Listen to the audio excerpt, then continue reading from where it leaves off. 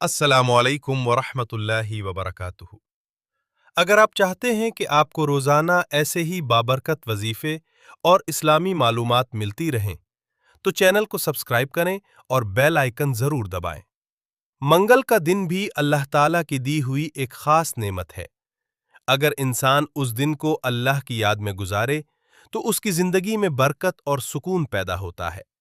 आज के दौर में बहुत से लोग परेशानियों, माली मुश्किलात और ज़हनी दबाव का शिकार हैं। लेकिन जब बंदा सच्चे दिल से अल्लाह की तरफ रुजू करता है, तो उसकी मुश्किलात आहिस्ता आहिस्ता खत्म होना शुरू हो जाती हैं। अल्लाह ताला अपने बंदों की दुआ को सुनता है और उन्हें वो अता करता है जो उनके हक में बेहतर हो।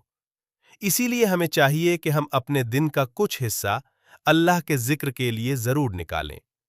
वजीफा: या अल्लाहु, या कहारू, या जब्बारू।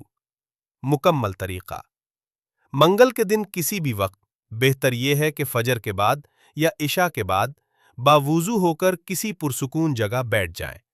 सबसे पहले 3 मर्तबा दुरूद शरीफ पढ़ें।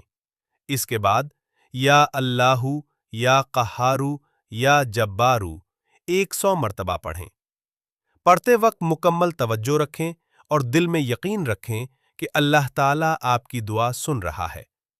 फिर आखिर में दोबारा 3 मर्तबा दुरूद शरीफ पढ़ें। इसके बाद अपने दोनों हाथ उठाकर अल्लाह ताला से दुआ करें और अपनी हाजात मांगें। फवायद: मुश्किलात में आसानी होगी, रिस्क में बरकत होगी, रुकावटें कम होंगी, दिल को सुकून मिलेगा। अहम हिदायत: ये वजीफा यकीन और इखलास के साथ करें, जल्दी ना करें, सुकून से पढ़ें। हमेशा हलाल रिस्क कमाने की कोशिश करें।